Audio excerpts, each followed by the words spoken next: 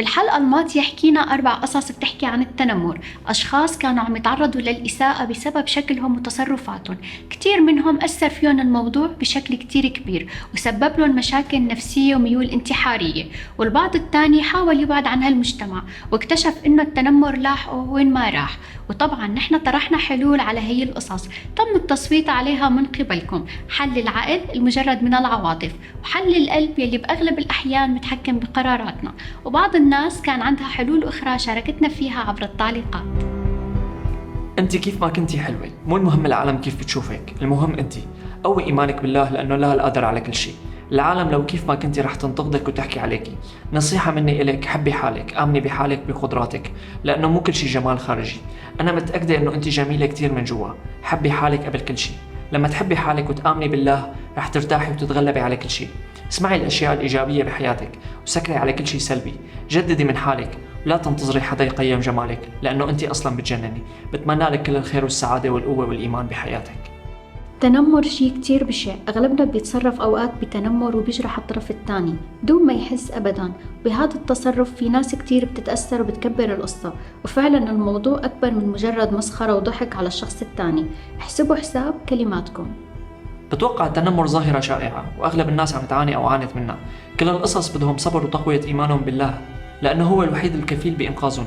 يحاولوا يفكروا بشغلات يدوه فيها، يشتغلوا يبتكروا ينجزوا وينجحوا بشغلاتهم يلي بيحبوها، ويبطلوا يفكروا بحكي الناس. لازم يبلشوا من حالهم، يحبوا حالهم ويقووا إيمانهم برب العالمين. حاولي تفيدي حالك بشغلات عن النت أو غيره، تعلمي لغات جديدة، تفرجي على شغلات هادفة، اقرأي كتب. انت فيك تكوني أقوى، فيك تبني حالك وتعملي من نفسك بنت مثقفة وقوية. انسي تفاهات الحب وهالقصص، نحن مو بحاجة نفكر فيها، هي بتجي لعنا لحالها. الله يختار لنا الأشخاص على نيتنا الطيبة دايما. الشكل مو كل شي، في ناس شكلهم مو حلو وقعداتهم بتشيل الهم عن القلب. حاولي تكوني منهم. الله يسعدك ويكون معك. بالنسبة لقصة البنت يلي تعرضت للتنمر بسبب وزنها الزائد، الشيء اللي سبب عندها ميول للانتحار بسبب الضغط النفسي يلي تعرضت له، كان التصويت أكبر بالنسبة لحكم العقل يلي بيقول إنك تلجأي لعمليات أو برامج غذائية ورياضية لتخلصي من وزنك الزايد، وتتحدي حالك وتحطي هدف ليكون التغيير كرمالك أنت مو كرمال الناس. ولكن خليني أقول لك رأيي الشخصي. أول شيء، ما في حدا بشع، كل شخص عنده جمال يختلف عن الشخص الثاني، ورب العالمين أكيد أخذ منك شيء وعوضك بشيء أجمل بكتير.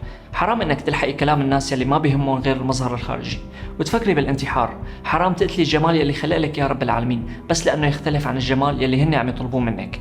ما إنك مضطرة تغيري من حالك كرمال حدا، ولكن بنصحك إنك تتبعي بعض البرامج الغذائية والتمارين كرمالك أنت، كرمال صحتك، كرمال نفسيتك، مو كرمال أي حدا تاني. بتمنى الله يفرح قلبك ويعوضك بكل شيء. أما بالنسبة لقصة الشاب اللي عم بيعاني من وجود ميول جنسية مختلفة عن طبيعته، واللي فسروا على أنه بسبب التنمر اللي كان يتعرض له، كان التصويت الأكبر بالنسبة لحكم العقل يلي بيقول أنه لازم تستشير أطباء هرمونات وأطباء نفسيين. هذا الشيء بيساعدك جدا لتتخلص من هالشعور وتشخص مشكلتك وتعالجها قبل فوات الأوان. أنا برأيي الشخصي أول شيء بقولك خلي إيمانك بالله كتير كبير لتكون قوي وتتحدى هاي المشكلة. لازم تضل مصر لتتخلص منها، ما تتأثر بنظرة العالم إلك وتخليها تأثر على نفسيتك لو ضليت عم بتعاني هالفترة منها. أول شي بنصحك تشوف دكتور مختص بهذا الموضوع، وأكيد بشجعك تشوف دكتور نفسي لأنه رح يساعدك كتير. لازم تتعلم مهارات رياضية كالكاراتيه أو الملاكمة أو التايكوندو، هي رياضات كتير رح تساعدك جسديا ونفسيا. أنا بشوف أنه لازم تكون علاقات وصداقات مع البنات. جرب حاول تعمل شي ما كنت تهتم فيه أبدا، خليها تكون من اهتماماتك. لو ما كنت متحمس للموضوع أكيد بتمنى منك إنك تضلك على تواصل معنا وتخبرنا بالتفاصيل أول بأول. بتمنى لك الراحة وإن شاء الله بتتخطى هاي المشكلة. بالتوفيق. أما بالنسبة للبنت يلي هاجرت من بلدها بسبب التنمر واضطرت تشتغل وتضيع دراستها بسبب خوفها من التنمر، كان التصويت أكبر بالنسبة لحكم العقل يلي بيقول إنك تحاولي تطوري من قدراتك وتتعلمي أكثر لأن الدراسة ما لها عمر، وإنك تحضري برامج حلوة ممكن إنها تصقل شخصيتك وتخليك إنسانة مثقفة. وأنا برأيي الشخصي أولا فكرة الانتحار بتشيليها من راسك تماما. ثانيا هاي المواقف الصعبة بتجينا حتى تخلينا نصير أقوى، حتى نستغلها لتوصلنا لشيء أكبر. كتير ناس نجحت بحياتها وما كانت مكفية تعليمها أبدا، صح الإنسان بتمر عليه لحظات بيكون مستسلم وضعيف قدام أي شيء، ولكن هي اللحظات حرام نحولها لعمر، وبنقتل أجمل لحظات حياتنا بالندب. بنصحك بالقراءة لأنه ممكن الإنسان متعلم قد يكون مثقف، ولكن أنت قادرة تكوني مثقفة وتغيري نظرتك للحياة بإذن الله تعالى. بتمنى لك السعادة وراحة البال.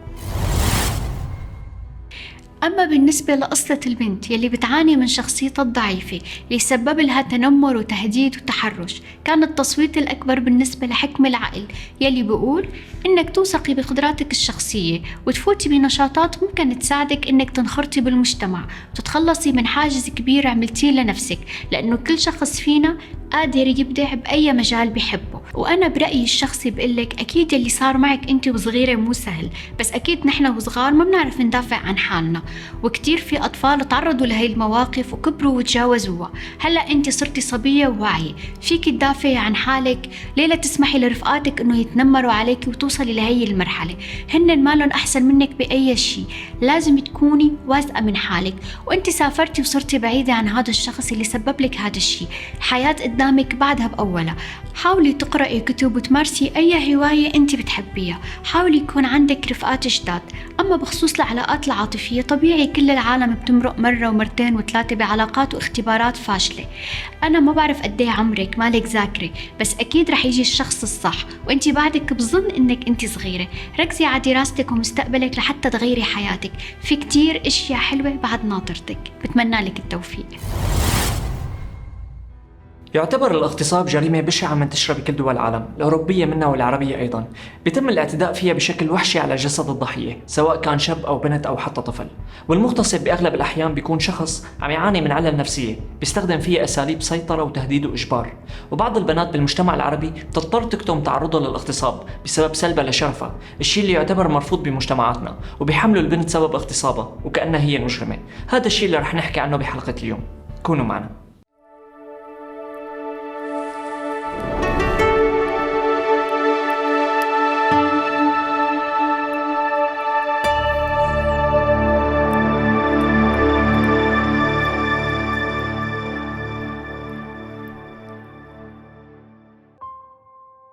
صبية حاولت تنتحر أكثر من مرة ولحد الآن بتحلم تموت. شو اللي خلاها توصل لهالمرحلة؟ خلينا نسمع قصتها. أنا بنت بحب خطيبي وخطيبي بحبني، ولكن وضعه كان قد الحال، لذلك اضطريت إني أشتغل أنا وياه حتى نأمن مصاريف الزواج. يعني حكيت لحالي أنا بحبه، خليني ساعده شوي. ورحت ودورت على شغل، فما كان في غير إني أشتغل شغالة بفيلا كبيرة. كانوا أصحابها أم وأب وصبي وبنت صغار. ما بعرف شو شغل الأم، ولكن كانت بتشتغل كتير. أما الأب كان موظف بشركة، كنت روح لعندهم كل 6 أيام بالأسبوع، من 3 الظهر حتى 8 المساء. ومرة ما كان في حدا بالبيت، أنا قررت أعزل المطبخ، فاضطريت إني أشلح المانطو، والشال حطيته كيف ما كان، يعني ما ثبته منيح، ورفعت عن إيدي وعن رجلي وبلشت تعزيل. وأنا صوتي حلو، لذلك صرت غني. وأنا وعم اشتغل فجأة الأب بيفتح الباب بدون ما أحس، ودخل وسمع صوتي. مع الأسف وقف من برا المطبخ وصار يراقبني وأنا وعم اشتغل، وهو ما بيعرفني غير بالمانطو. لفتت نظره وضل يراقبني لحتى خلصت شغل. بعدين أنا هون انتبهت عليه وقمت بسرعة ولبست المانطو وربطت الشال. قلت له أهلين أستاذ. قال لي أهلين يا قمر، وعيونه مليانة شر. قلت له أستاذ أنا خلصت شغلي، ممكن روح هلأ؟ قال لي لا، لسه للساعة 6 ما خلص دوامك. قلت له ماشي، أنا رايح أكوي القمصان. ما رد على هالجملة وقال لي بتعرفي إنه صوتك بجنن؟ قلت له بنشافة شكرا. قال لي بس ما تكوني عصبتي. ضليت حاطة عيوني بالأرض وسألته، قلت له المدام إمتى جاية؟ قال لي المدام مسافرة هي والأولاد وما رح يرجعوا ليومين. أنا متت رعبي ورحت على غرفة الغسيل وصرت أكوي وأنا متوترة وخايفة وعم اتمنى يمضى الوقت بسرعة. فجأة خطيبي بدق لي، هون أنا ارتحت شوي. رديت عليه وقال لي إنه اليوم ما رح يقدر يرجعني على البيت، عنده مناوبة، هو كان بيشتغل بمعمل كرتون. خفت كتير لأنه بيتي بعيد عن الفيلا، بس صاحب الفيلا كان عم يسمع المحادثة. قام قال لي مع مين كنت عم تحكي؟ لاحظت عليه إنه كان سكران. قلت له خطيبي. قال لي أنت مرتبطة؟ صوتي كان عم يرجف. قلت له إيه، وعرسنا بعد كم يوم، هلأ بده يجي ياخذني. قام قال لي دقي له وقولي له ما يجي لأنك مطولة اليوم. قلت له ليش؟ قام هجم علي مثل الحيوان، وأنا حاولت أهرب وصرخ بس مدري شو صار، تفركشت على الأغلب وفقدت الوعي. قمت وكان منظري برعب، هداك الكلب سرق لي شرفي واغتصبني. طلعت من الفيلا وأنا عم مجمع حالي، رحت على المخفر ووقفت قدامه، بس خفت فوت حتى ما أنفضح. قلت لحالي خليني أحكي مع خطيبي، هو بيحبني وأكيد رح يتفهمني ويرجع لي حقي. بس تركني وتهجم على الفيلا، واشتكى عليه هداك الكلب وحبسه بالسجن لمدة 5 سنين. وأنا تركت الشغل وقاعدة بالبيت عم سف حبوب مسكنة، ودخلت ببوابة الإدمان وحاولت انتحر 3 مرات بس ما قدرت. أنا كتير يأسانة وبدي موت واختفي. خسرت حياتي، خسرت شرفي، خسرت حبي وخسرت دنيتي. الجهل أكبر عدو للإنسان، وللأسف ما عم يكون عدو لنفسه فقط، عدو لغيره كمان. قصة شاب كان أبوه وشخص بمثابة عمه سببوا خراب بحياته. خلونا نسمع القصة. أنا شاب عمري 23 سنة، ما عندي ثقة بالناس أبداً. تعرضت للاغتصاب من لما كان عمري 9 سنين تقريباً، واللي اعتدى علي ابن خاله لبابا، كنت أحكي له عمي. من وقتها صارت ثقتي بالناس معدومة، وعندي خوف من أي شخص، حتى ما عندي رفقات ولا حدا قريب مني، وبضل لحالي. وقت بنام لحالي بالغرفة، ما بنام مع أخواتي الشباب، حتى من البيت ما بطلع، لحتى أمي بتضل بتقلي اطلع وروح رافق. طبعاً أنا ما خبرت أهلي بالشي اللي صار معي، ودايماً بعيد عن كل الناس اللي حوالي. من 4 سنين حبيت بنت كتير، بلشت حياتي تتغير شوي شوي، صار في مين يهتم فيني ويحكيني. قررت أخطب هالبنت وقرأنا الفاتحة. للي اعتدى علي بيكون خالة للبنت. وقت طلبتها وافقت، لكن رجعت تركتني بسبب حكي خالة عني. من فترة سنة حبيت بنت وكان معي مرض، اكتشفت انه ما بيجيني اولاد، وما رضيت تخبي عليها الشيء ابدا. قلت لها انا ما بجيب اولاد ومعي مرض تاني. البنت وافقت فيني بعيبي. رحت وخطبتها للبنت، وبابا بيوم خطبتي الناس لعبت بعقله، صاروا يحكوا على البنت واهلها، فقال لي بتطلق هالبنت وما بدنا اياها ابدا. أنا ما رضيت طلقها واتركها، قام قلعني من البيت وضربني. صارت مشاكل كتير كبيرة كرمال اتركها، ما رضيت اتركها أبدا، لحد ما وصلت إنه رح يغضب علي ويطلق أمي إذا ما بترك هالبنت. وقت شفت صارت قصة الطلاق لأمي وغضبوا علي، اضطريت طلق البنت مع إني كتير بحبها. حطمني وجرحني، أنا لهلأ ما بحاكي وزعلان من هالشي اللي عمله معي، ما رح سامحه أبدا. هلأ عم يخطب لي وأنا ما عم بقبل، ومن إصراره علي قلت له أنا ما عاد بدي أتزوج، وقال لي إذا ما بتتزوج بده يغضب علي، وأنا ما عم أقبل لأنه هو دمر لي حياتي، وإذا كان بده يغضب يغضب. أصعب شيء إنك تكتم شيء جواتك، وهالشي ياكل روحك يوم بعد يوم. اليوم قصتنا عن صبية تعرضت للاغتصاب من شوفير باص المدرسة. خلونا نسمع قصتها. بلشت القصة لما كنت صف 10، كان عمري 16 سنة، وأنا شخصيتي كتومة، ما بحب أحكي كتير وحساسة، يعني دمعتي بتنزل كل الوقت، وفي أوقات ما بقدر أحبسها فبتفضحني دمعتي، ومرات بتمنى أني موت من وراء هالشي. المدرسة اللي كنت فيها كانت بعيدة عن البيت كتير، وأنا ما بحب المواصلات أبدا، ولكن انجبرت حتى أدخل على المدرسة. ما بحب أطلع بباص، والسبب ما بعرف شو هو، فكنت أغلب الأيام ما روح، ولكن لما ما يصفى عندي خيار تاني كنت روح بالباص. بس مرة لاحظت إنه في سواق باص شايفته عند أبي أكتر من مرة بالمحل، فحسيت بالأمان إنه في شخص بعرفه، ولكن هي كانت أكبر غلط ويا ريت ما صارت. فكل مرة يشوفني فيها صار يضحك لي ويعمل لي باي بإيده. ففي يوم كان الباص شبه فاضي، وبتذكر كان في صبية وولدين وشوفير الباص اللي كنت شوفه عند أبي.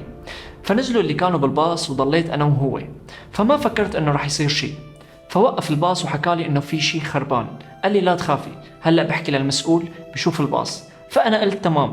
لما اجيت بدي احكي لعائلتي هيك صار ورح اتاخر، ما خلاني اتصل على اهلي، واخذ مني التليفون وبلش يحكي حكي وسخ مثله. فانا انصرعت، ومن كتر ما ضليت ابكي فقدت وعي وما عدت تذكرت شو صار. اللي بعرفه انه لما فقت كان كل ملابسي دم ومنظر ما بقدر اوصفه، وشويه اشياء كانت داخله بمخي ما فيني اكتبها. وكنت بمنطقه قريبه من المدرسه اللي بدرس فيها، وكنت ما بقدر اروح على المدرسه بهيك حاله، فرحت اشتريت توب مشان البسه وخبيت اللي كنت لابسته، ورحت على المشفى مشان استفسر عن الدم احسن ما اكون مفكره شيء ويطلع شيء. فرحت مشي لاقرب مشفى بالمنطقه، والنتيجه كانت اغتصاب واخذ شرفي. اليوم صار عمري 18 سنه، ما بقدر احكي لحدا، واللي صار اني سالت عنه للسواق وما في حدا بهيك مواصفات. والشيء الثاني اني ما بعرف شو اسمه، ولحد اليوم ما بركب بباصات ابدا لو شو ما صار، وبدي خبر حدا بس ما بعرف شو الطريقه اللي بدي احكي فيها. وحاولت اكثر من مره انتحر، بس للاسف الانتحار محرم، وكل ما احاول احكي ما بقدر وخجلانه من حالي. أطفال عم يتم الاعتداء عليها وتنسلب براءتها، الشيء اللي عم ينعكس عليها بالكبر ويخرب حياتها. خلونا نسمع قصة هالشاب. مرحبا، أنا شاب عمري 15 سنة. قصتي رح يكون فيها اختلافات كتير بآراء الناس. قصتي بلشت من لما كان عمري 6 سنين تقريبا. كنت طفل بحب اللعب كتير، وعيلتنا كانت مثل أي عيلة عربية، بس اللي كان المختلف إنه ما كان عندي أي معلومة عن التحرش وهي القصص. بسبب حبي للعب كنت كتير أتواجد بالحارة. لليوم إجا عندي شخص بيقرب لي وقال لي تعال وروح معي مشوار. أنا ببراءتي رحت معه، أخذني على بيت واغتصبني. أنا ما كنت بعرف أي شي عم بيصير، طبعا هو هددني وقال لي إني ما أقول لأي حدا، وأنا سمعت كلامه. تكررت اعتداءاته علي لعمر ال9 سنين، لليوم لعرفت إنه كل شي عم بيصير حرام وممنوع. فصابني اكتئاب شديد وبطلت ألعب، صرت أكره حالي بسبب هذا الشي. أنا خايف أقول لحدا من عيلتي، وبنفس الوقت ما قادر أسكت أبدا. لما صار عمري 12 سنة كنت بعدني ما نسيت يلي صار معي، خصوصا إنه ثقتي بنفسي وبالعالم وبالمجتمع كانت مكسورة. المهم بهذا العمر اكتشفت إنه أنا مو مثل باقي الأولاد بنجذب للبنات وهيك، بالعكس صرت انجذب للأولاد. مع العلم هذا الشيء أنا مالي راضي عنه. لما عرفت هذا الشيء ولليوم وأنا تعيس ما بقدر واجه حدا، ولما بدي واجه حدا بلبس قناع تاني. وعرفت إنه إذا صارحت حدا بهذا الشيء رح يكون الثمن حياتي. لهيك قررت اسكت وما اخبر اي حدا بوجعي. كتير ناس بفكروا انه هي المشاعر اللي احنا بنحسها نحن اخترناها ونحن راضيين عنها، بس ما بعتقد انه في شخص بالدنيا عمره 6 سنوات بيقدر يختار مشاعره. انا كل يوم قبل ما انام ببكي بحرقة قلب على وضعي وكمية الكره اللي صرت احملها لنفسي. ما بنكر انه كتير بفكر بالانتحار، بس ولا مرة جربت. كثير نفسي اني صير شخص طبيعي، اترك عزلتي اللي الناس مفكرتها خجل. بتمنى منكم تعرضوا قصتي مشان الناس تتعلم وما تعطي احكام على حدا من دون ما تعرفوا.